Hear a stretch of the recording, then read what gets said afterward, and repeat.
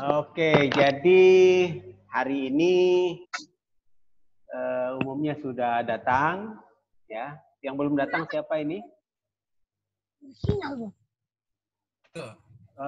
Selfie kayaknya belum datang. Oke, baik kita mulai saja perkuliahan kita sesuai dengan waktu. Mohon Pendi memimpin doa, Pendi. Oh iya, baik. Mari kita bersatu dalam doa. Dalam nama Bapa dan Putra dan Roh Kudus. Amin. Amin. Allah Bapa di surga, puji dan syukur atas penyertaan-Mu kepada kami semua sepanjang hari ini sehingga kami dapat bertemu meskipun dalam virtual. Semoga Engkau memberkati kegiatan kami hari ini sehingga apa yang kami bahas kami dapat pahami bersama dan dapat kami terap di dalam kehidupan kami sehari-hari. Demi Kristus Tuhan dan pengantara kami. Amin. Amin. Baik, terima kasih Pendi telah memimpin doa. Kuliah kita hari ini adalah kuliah etnisitas dan hukum adat. Materi yang akan kita bahas adalah terkait dengan bagaimana antropologi melihat hukum adat. Jadi terminologi hukum adat yang kita bahas ini sebetulnya berbeda dengan hukum adat yang dibahas di Fakultas Hukum. Kalau di Fakultas Hukum lebih melihat dari sisi kaidah-kaidah hukumnya. Sedangkan kalau di kita di Sekolah Tinggi Agama Katolik Negeri itu lebih melihat bagaimana hukum adat itu dipakai oleh manusia untuk mengelola kehidupan mereka, untuk mengelola kehidupan komunitas. Dan hukum adat ini sebetulnya sudah ada jauh sebelum Republik ini ada. Oleh karena itu, salah satu tokoh penting hukum adat, Van Vollenhoven, itu menjadi rujukan tulisannya itu melihat bahwa memang hukum adat itu bagian dari kehidupan masyarakat adat itu. Nah, materi mengenai pemahaman hukum adat, terutama yang ditulis oleh Van Vollenhoven itu umumnya ada pada bahan ajar yang telah Bapak kirim melalui WA beberapa waktu yang lalu. Cukup tebal bahan itu. Sudah terima semua kan ya? Ya, sudah Pak. Ya, baik. Jadi untuk hari ini bahannya akan Bapak share ya. Itu bicara mengenai pandangan antropologi terhadap hukum adat. Mudah-mudahan sudah masuk. Tunggu, mungkin sedang di udara mungkin. Ya. Di WA sebetulnya juga sudah Bapak kirim. Tujuannya sebetulnya agar kalian sebelum mengikuti kuliah ini sudah mempersiapkan diri dengan baik. Kira-kira apa yang mungkin perlu untuk dipertanyakan lebih lanjut. Apakah sudah muncul di layar? Ya, sudah muncul Pak. Baik, terima kasih. Kita lanjut ya. Jadi itu topik kita hari ini. Di dalam topik ini, ya kalau kita lihat gambar itu bicara mengenai keseimbangan. Ya. Dan pembahasan ini tentu karena ini antropologi berawal dari kosmologi Dayak. Jadi bagaimana sebetulnya orang Dayak melihat dunia ini, ya, pandangan mereka terhadap dunia ini. Jadi untuk menggarisbawahi saja bahwa orang Dayak itu merasa dirinya adalah orang alam. mereka hidup di tengah-tengah alam yang maha luas dan ganas. Jadi yang kuat memakan yang lemah dan segala macam. Oleh karena itu perlu diatur agar semua orang bisa hidup dengan baik, dengan aman, dengan nyaman. Yang berikutnya, orang Dayak yakin ada kekuatan lain di luar manusia yang berpengaruh terhadap kehidupan mereka. Nah, oleh karena itu, hukum adat itu juga dilihat sebagai jembatan antara kehidupan manusia di dunia ini dengan kekuatan lain yang berada di luar kehidupan manusia itu. Berikutnya itu ya hanya semacam ilustrasi saja mengenai kekuatan alam. Kalau kita lihat simulasinya, ya, bagaimanapun manusia Dayak itu sangat dipengaruhi oleh sistem kepercayaannya, dan sistem kepercayaannya itu berkelindan di sekitar persoalan sosial, lingkungan, tetapi juga ekonomi, karena untuk hidup itu memerlukan landasan ekonomi. Jadi antara Tuhan, manusia, dan roh itu sebetulnya saling berkait-kaitan di lingkungan itu tadi. Berikutnya, di slide berikutnya kita bisa melihat bagaimana esensi kehidupan Dayak. Jadi orang Dayak itu sebetulnya dia tujuan mereka hidup ini apa? Jadi kita di sini dihadapkan pada satu gambaran yang intinya sebetulnya manusia itu ingin hidup sehat, ingin hidup damai, ingin hidup sejahtera. Lalu dengan lingkungan hidup yang lestari. Jadi sebetulnya orientasi hidup orang Dayak itu tidak terlalu neko-neko. Bahkan sebetulnya orientasi ekonominya sangat rendah. Yang paling penting mereka hidup sehat, damai, dan sejahtera.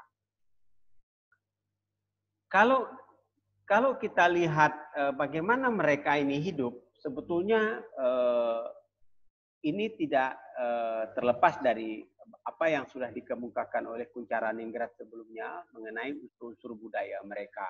Dan pendapat Kuncharaningrat ini sebetulnya berlaku universal untuk orang-orang, paling tidak masyarakat adat yang ada di Indonesia. Jadi bukan hanya orang Dayak. Jadi kalau kita lihat hubungannya itu, gambarannya seperti yang ada di layar Anda. Ada norma, ada nilai, ada keyakinan yang ada dalam pikiran mereka, hati dan perasaan pemilik mereka kebudayaan itu. Dalam hal ini adalah keyakinan.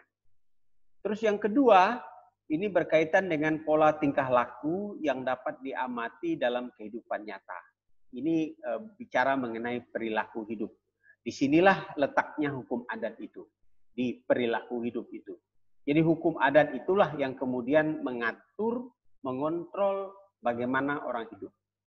Lalu yang ketiga adalah yang berkaitan dengan hasil material dari kreasi, pikiran, dan perasaan manusia. Jadi ini sebetulnya hal-hal yang berkaitan dengan budaya-budaya material. Berikutnya, kalau kita perhatikan secara keseluruhan, ini masih lagi saya mengkaitkan dengan budaya Dayak, ya. Dan ini sebetulnya hanya pintu masuk saja untuk membicarakan masyarakat adat yang lain. Ini gambaran saja sebetulnya, karena bicara hukum adat tadi itu sebetulnya bicara keseluruhan ini. Dikaitkan dengan pakaian, tradisi lisan, musik, ritual adat, tembikar, tato, ukiran, arsitek, kerajinan tangan, dan segala macam. Jadi warisan budaya Dayak ini sudah barang tentu bisa hadir, bisa nyata, bisa nampak, itu berkat bagaimana orang Dayak itu menjalani hidup sehari-hari itu. Ini dia, esensi hukum adat perspektif antropologi. Jadi hukum adat itu merupakan penghubung generasi masa lalu dengan masa kini dan masa yang akan datang. Jadi hukum adat itu bisa diibaratkan seperti darah yang mengaliri nadi kehidupan manusia Dayak. Dan walaupun ada hukum positif, masyarakat adat percaya bahwa hukum positif itu lebih untuk sanksi, lebih untuk membuat orang dipenjara. Sedangkan hukum adat yang dianut, yang dipakai oleh masyarakat adat, itu sebetulnya lebih untuk penyembuhan. Jadi bagaimana orang yang bersalah itu menjadi sembuh. Bagaimana masyarakat yang memandang orang yang salah itu juga bisa kembali ke cara pandang yang awal lagi. Jadi hukum adat itu sebetulnya obat, ya, semacam penyembuh. Bukan untuk didenda, bukan untuk dipenjara. Sedangkan hukum positif itu ujung-ujungnya dipenjara. Hukum adat tidak mengenal penjara, ya. Sehingga kemudian hukum adat itu syarat dengan pengetahuan dan kearifan lokal. Jadi yang berlaku dalam praktek hukum adat itu adalah kearifan lokal. Bagaimana antara orang yang salah dengan pihak yang dirugikan itu bisa saling berkomunikasi. Sehingga solusi atas persoalan itu bisa dicarikan secara bersama-sama, menganut prinsip-prinsip adat. Itu yang paling penting. Lalu kemudian syarat dengan pandangan hidup dan sistem kepercayaan. Jadi ada kata-kata yang sering dipakai. Jika adat yang diberikan itu berlebihan, itu Tuhan akan marah. Namun apabila adat yang diberikan itu terlalu kecil, itu hantu yang akan marah. Itu sebetulnya bagian dari pandangan hidup itu. Artinya apa? Artinya bahwa solusi atas persoalan adat itu harus adil, harus bisa diterima semua pihak. Karena jika berlebihan Tuhan marah, jika kekurangan hantu yang marah. Jadi kata-kata itu sebetulnya dipakai untuk meyakinkan agar hukum adat itu bisa betul-betul ditegakkan. Ya. Nah, saya kemudian ingin kita berdasarkan bahan yang sudah diberikan sebelumnya itu melihat perspektif antropologi terhadap hukum adat ini dengan analisis SWOT. Saya suka menggunakan analisis SWOT ini. Tujuan saya sebetulnya untuk melihat bagaimana hukum adat saat ini secara objektif. Jadi kalau kita lihat yang pertama dari sisi kekuatan, ya, hukum adat saat ini umumnya masih didukung oleh adanya lembaga. Ya, jadi di banyak tempat di Indonesia juga lembaga-lembaga adat masih ada. Lalu adanya kebijakan umum mengenai pelestarian kebudayaan dan hukum adat itu bagian dari budaya. Ya, jadi sebuah komunitas bisa terus eksis apabila didukung oleh hukum adat mereka. Ya. Kemudian yang berikutnya adanya komunitas atau dalam hal ini ada orang yang menjalankan hukum adat itu atau dengan istilah lain penganutnya. Masih adanya pengetua-pengetua adat dan masyarakat yang percaya pada sistem ini. Ini dari sisi kekuatan. Terus berikutnya dari sisi selain kekuatan tentu ada kelemahan. Persoalan mendasar dari hukum adat ini sifatnya yang lisan. Jadi saya sebetulnya dari awal ingin agar hukum adat ini didokumentasi. Saya sudah melakukan dokumentasi terhadap lebih kurang 30 masyarakat hukum adat di Kalimantan Barat. Jadi ada sekitar 30-an suku Dayak, sudah saya dokumentasikan. Namun saya tidak mempublisnya karena penting dari publis hukum adat itu adalah bahwa hukum adat yang dipublis itu harus disetujui oleh seluruh stakeholder yang memakai dan itu berat bagi saya untuk mendapatkannya. Sehingga hukum adat yang dokumentasikan ini yang lebihnya yang sudah itu lebih banyak dipakai rasa ingin saja. Jadi lebih kognitif pengetahuan. Jadi saya sebetulnya sedang dalam proses suatu hari nanti akan saya terbitkan dalam bentuk buku perspektif hukum adat yang dipraktekkan lebih dari sisi hubungannya dengan antropologi. Lalu yang berikutnya, kelemahannya yang lain, hukum positif. Kami dalam satu negara dan bukan hanya di Indonesia, di Malaysia membuat hukum adat, ada satu hukum adat di Malaysia yang berada bersama teman-teman. Hukum positifnya tinggi, sehingga hukum adat itu lalu hanya berkembang banyak komunitas yang ada di situ saja, yang kau lebih luas. Lalu yang berikutnya artinya apa? Dalam yang kemudian dipraktekkan sebetulnya asal tidak itu juga prinsip-prinsipnya kurang begitu baik untuk dikembangkan, yaitu sangat keras menuntut perjalanan. Saya selalu mengatakan bahwa prinsip ini oleh masyarakat adat perlu dipraktekkan dengan lebih cermat lagi. Yang berikutnya, pengadat itu belum dukung kepada negara. Jadi para dia tidak mendapatkan negara. Dia berasal dari penyelenggaraan hukum adat itu tidak dalam bentuknya lebih bentuk benar. Perlu juga melihat bahwa ada orang yang pelanggaran mereka walaupun ada tetapi kemudian orang lain yang lihat model pemerintahan. Nah, plus dan ini. Jadi dia menjadi pemerintahan mulai desa, kecamatan, nasional. Tapi ini olah pelanggaran mendapatkan dari negara. Tapi sebagai ditambahkan karena kemudian orang yang di posisi di adat itu biasanya orang pemerintahan. Kalau tadi misalkan ancaman sebetulnya tadi itu kan di setiap level pemerintah ada institusi adatnya dan institusi oleh orang-orang yang kaitannya dengan pemerintahan, maka transparansi penyelenggaraan hukum adat itu diragukan, sehingga kemudian bisa menyeret hukum adat ke ranah itu satu, dan itu adalah ancaman. Berikutnya ancaman yang juga ada dari dalam, ternyata cenderung tidak menjadi hukum adat. Saya bersama memfasilitasi dokumentasi hukum adat itu. Saya mengumpulkan bahan-bahan karena khawatir suatu hari nanti ketika anak semuanya tertarik ke hidup di kota yang di kampung, kemudian tidak ada hukum adat, dan orang-orang tua yang sudah mati semua, maka hukum adat. Maka itu suatu yang menurut ancaman. Berikutnya tidak ada sarana belajar hukum adat. Jadi di Papua tetapi untuk menyelaraskan dengan hukum positif. Tidak ada dukungan dan dari kebijakan pendidikan. Jadi pendidikan memberi ruang lokal mana dalam materi di sekolah walaupun di Papua. Lalu seperti tadi ya saya sudah katakan, penghargaan visi hukum adat sangat kurang.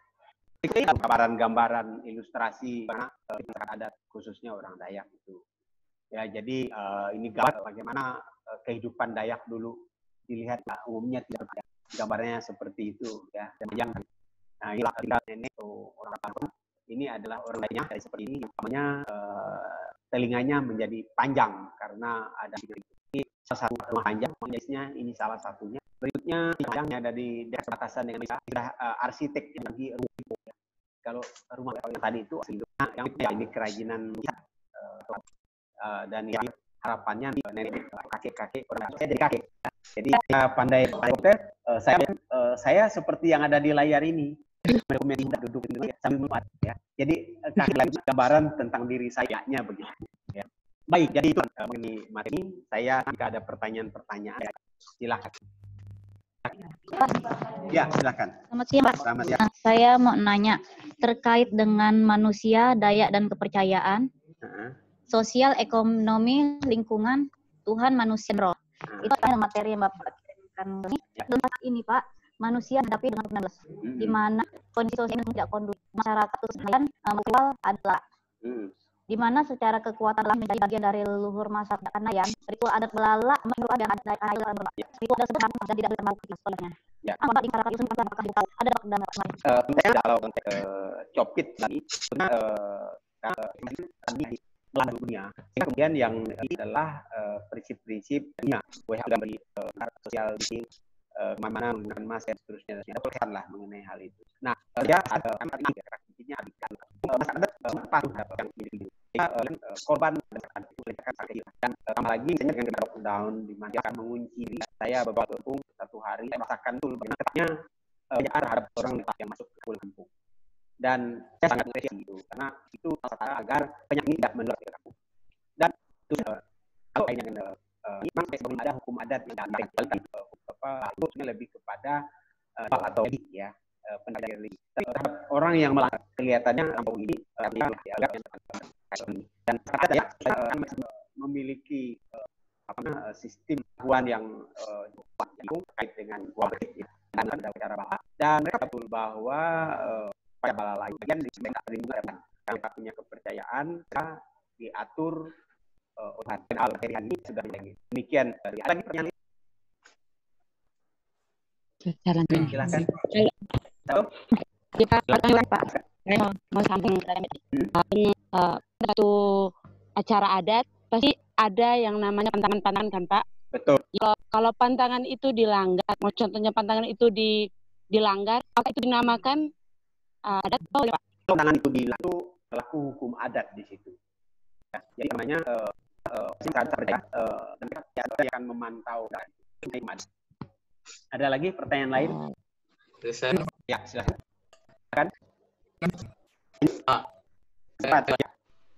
Pak, yang pertama tentang kekuatan hukum yang seperti Pak jelaskan memang ada kelemahan, kelemahan karena ada catatan banyak hal yang berlaku. Terus dia masuk karena saya tidak hukum. Bagaimana kita yang jadi hal jadi bisa dominasi karena yang punya peran sangat penting, tetapi inilah sebelum kita melakukan pemerintahan dan berkembang sampai saat ini. Baik. Jadi benar bahwa dari Dayak yang sudah dijalankan beberapa waktu lalu memiliki baik erat sekali dengan materi yang kita pelajari ini. Itu karena ya, hukum adat itu cukup tahan agar tidak merusak. Itu sebetulnya sangat ada. Lalu apa yang menurut saya yang dilakukan orientasi yang ada beberapa waktu lalu, tentu saja kamu juga turut dalam pengetahuan. Maka itu dasar mengapa mata kuliah yang ada di agama Katolik untuk perempuan itu menjadi dasar untuk keilmuan. Jadi kelak juga tidak mengabaikan hukum adat yang masyarakat. Artinya minimal kali terhadap hukum adat itu. Begitu. Ada lagi pertanyaan lain? Penny, tinggal menit. Dari saya Pak. Ya. Kosmologi Dayak itu yang bagian kedua tadi, di situ ada orang Dayak yakin bahwa kekuatan lain di luar yang pengaruh terhadap orang Dayak itu. Ini keyakinannya mengenai kekuatan yang gaib atau kekuatan yang menyelamatkan begitu di luar kemampuan manusia. Lalu pertanyaannya, mengapa orang dengan menerima agama yang begitu sama sekali baru masuk ke Asia begitu, orang itu sekali lah menerima masuk agama misalnya saya klik lah keyakinan mereka ada begitu kemampuan itu gitu Pak. Baik. Jadi pertanyaannya bagus sekali. Jadi mengapa orang Dayak berbondong-bondong masuk ke agama modern, ke agama yang datang dari orang Dayak masuk agama yang baru itu banyak loh masuk Islam, orang Dayak itu. Lalu kemudian proses. Yang tersisa tinggal saya di video saya ada keharian itu. Jadi mereka masih sebetulnya persoalan. Jadi dulu itu misionaris pendidikan. Saya pernah bisa ada, tetapi akhirnya orang Dayak artinya yang saya juga katakan sebelumnya yang sinkretisme gitu. Jadi akhirnya tapi orang Nusantara selain dia mengenai itu boleh disebut agama pergaulan, agama perkembangan orang perkembangan negara, menyalahkan agama. Hanya ada setiap dikatakan itu ada itu atau tidak. Dayak apapun agama ikutan menyelenggarakan itu kalau hanya memang hidup ya kali terap iman kalinya yang lain mereka terus melindungi dirinya pengetahuannya dari dan ya itu tiga kita lihat warisan sambung Pak. Belum masih apa selama waktu selanjutnya. Audisi yang kedua. Oke, nanti kami padam nanti kita lanjut lagi dengan pertanyaan-pertanyaannya. Tapi intinya kita perlu waktu yang saya kembali dengan apa yang disampaikan Penny. Apa yang Penny itu memang kemudian menjadi perbincangan sekarang ini. Memang kita menerima perlawanan dari luar. Jadi boleh dikatakan 70% orang dan mereka maksudnya lagi menyebut dirinya Dayak, menyebut dirinya Dayak. Ya, itu satu dengan kehidupan yaitu mengenai kesultanan Melayu. Karena salah satu orang bisa beriman itu harus memeluk agama. Jadi memang Islamisasi pada masa itu ada persoalan-persoalan politik pada masa itu, juga persoalan ekonomi itu. Jadi saya melihat cukup banyak di sekitar saya di kampung saya mereka menggunakan nama-nama berbau Muslim ya. Karena itu ternyata mereka setelah tinggal di ya. Tapi biar jadi kemudian mereka lalu kembali ke nenek moyang. Tapi sebagian ya, dan Kalimantan Barat yang disebut melayani orang Dayak Pinang karena pertimbangan kenal ya, pertimbangan mereka bisa hidup pada saat itu ya, dan saya ya tentu saja sama seperti menyesali juga kalau bisa gitu. Bagi saya ya yang sudah terjadi